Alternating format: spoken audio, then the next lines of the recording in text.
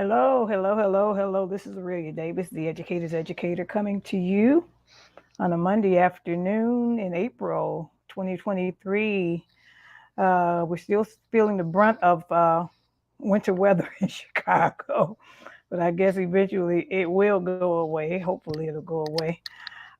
Today, just talking to you a little bit about opportunities that presented themselves in the area of professional development. Professional development. Now, as you go through, getting your what you call it, getting your classroom and being set up in your classroom and starting to teach, you should not, as an educator, you shouldn't forget about professional development. You should not forget about professional development. The interesting thing about it is that throughout the school year, your administrators will probably present additional professional development to you, but at the same time, you as an educator, you have the opportunity to venture into your own research as far as professional development is concerned. And I found out that when I was teaching school, after being in the classroom for so many months or almost a year, I did say and think that I might want to do something a little bit differently. So some of the skills that I was not, eh, so much on in the beginning of my career, I found myself trying to take classes during the summertime, to sort of hone up my skills, or the basic to advance the skills that I already had. It's always good to hear someone else say something different that you're doing. And so in the meantime, while you are teaching, the person across the hall is probably teaching the same thing and probably getting better results. Getting better results, which is good. So in the meantime, I found myself doing that on a regular basis, especially the first few years of teaching. And there were a lot of classes being offered, especially at the university level. And then what happened as we were getting into our uh, keeping our certificates up, keeping our certificates up in Chicago public schools, they have that where you have to take so many professional development hours in order to keep your certificate or keep your certificate up. And so that did not come until a lot later, I would say like the late 90s and whatever. And because they found out that a lot of teachers were not necessarily they were taking it for granted that the certificates themselves would basically always stay in place, and what they were encouraging educators to do is to just hone up on your craft. In other words, if you're talking about classroom management, something new may be on the rise about classroom management. So if that's something that you needed help on as far as skills are concerned, there was always going to be some of those classes that were going to be introduced in your district or in a university and so on and so forth. And I'm going to be honest, some of those particular professional developments could be paid for.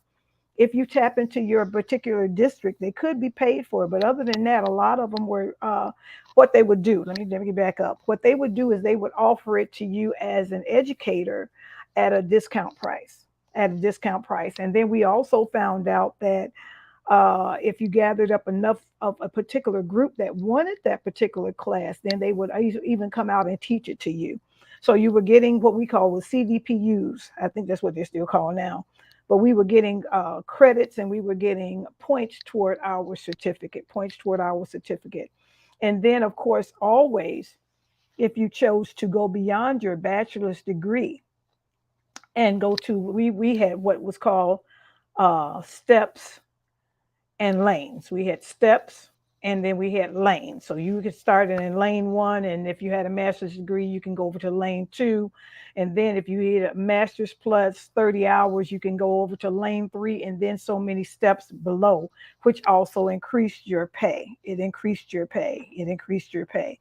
So these are things that basically benefited educators in two different ways. First of all, they were getting an increase in their pay for taking so many classes. They were also being able to keep their certificates up, because eventually what they was saying is that you needed to take classes in order for you to keep your certificate, and after a while it was considered mandated, but at the same time they were basically wanting you to take things on your own.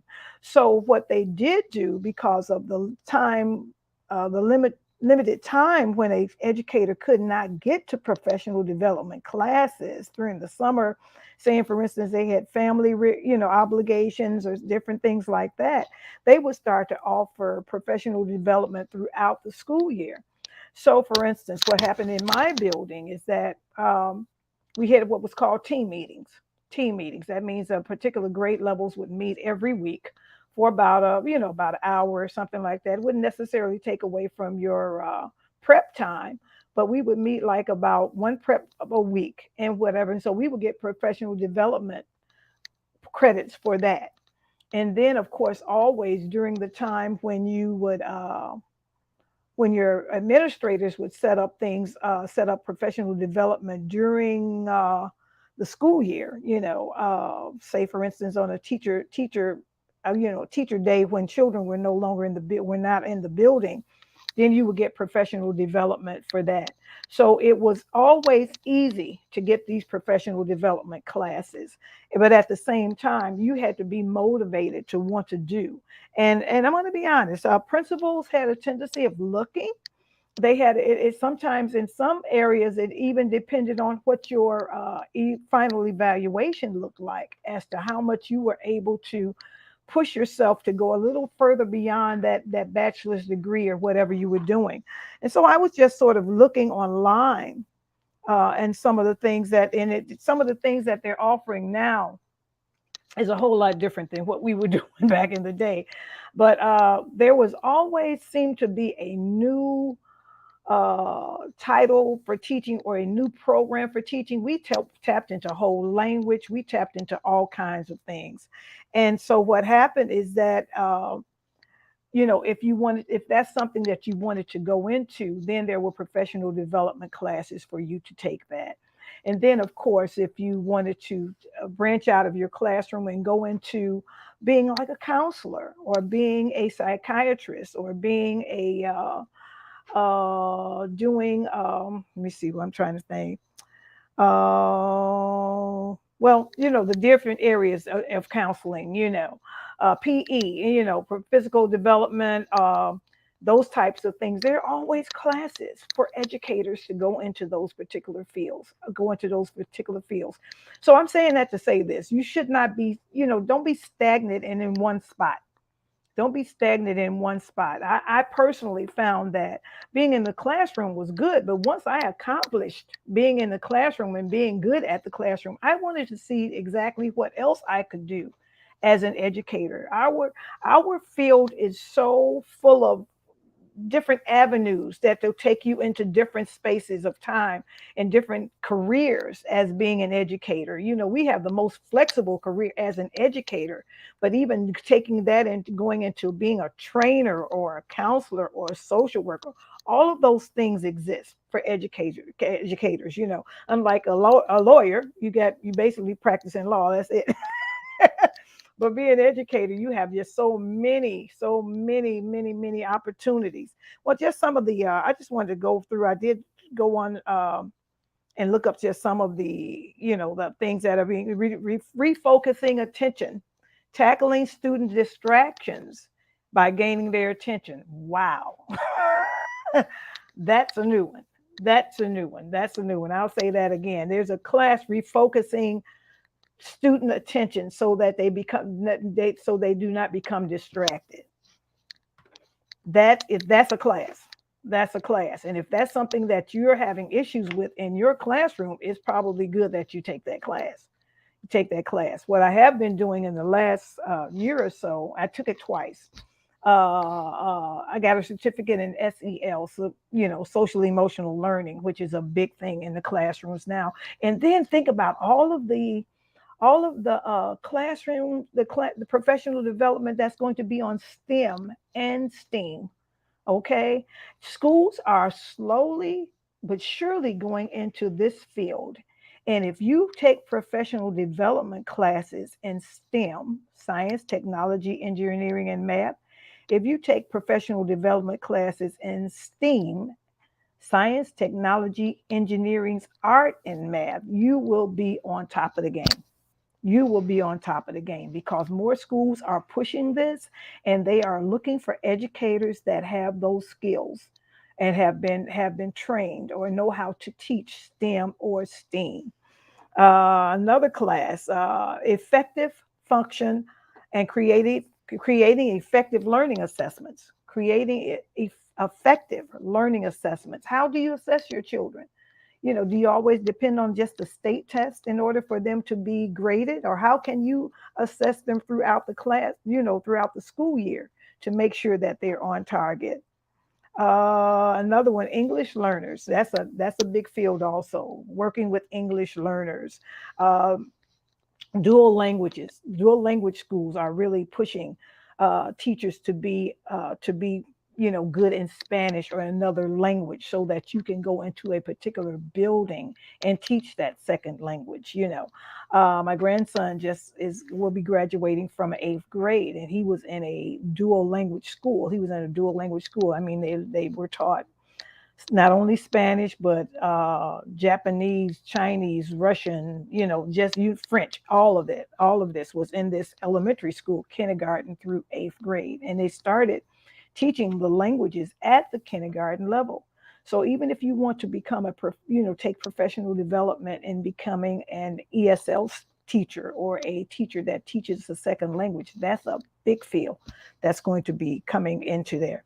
Cultivating curiosity and creativity in the classroom. That's another one. I like that one. Cultivating curiosity and creativity in the classroom. That means taking that particular course and basically building your classroom and making it look a little bit different than just the desks all lined up and so on and so forth. You want to make your classroom more of a workstation, where the children can come in and they have seats and everything, but they are able to go from spot to spot, place to place and learn. And that's what basically STEM and STEAM is built on. So even if you can decide to set your classroom up like this, you will be ahead of the game as far as individuals and schools looking for individuals that can teach this. So that is what, just take advantage of so many opportunities. At the same time, if you can't, don't necessarily want to go through a university, see what your district is offering. Our district offered all kinds of professional development during the summertime. And I think they're still doing that. And they were at a minimal cost. They didn't cost a whole lot. They didn't take up your whole summer. Usually, sometimes they were a day or two or 2 days and everything. So it doesn't have to go across a complete week or something like that. But basically, if it was a day, you would just probably get like one credit for it. If it was a week, you probably get 3 or 4 credits for it. But you should check it out to see exactly what's being offered in the buildings nowadays because professional development makes it personalizes your craft. It personalizes your craft. It makes you feel good about everything that you do know as far as being an educator, and it takes you to a different level, takes you to a whole different level as far as teaching is concerned. And then to be able to put that on your resume or your portfolio to say that I have skills in this and A, B, C, and D, and that puts you in a whole different level, a whole different realm than someone else that's teaching across the hall from you.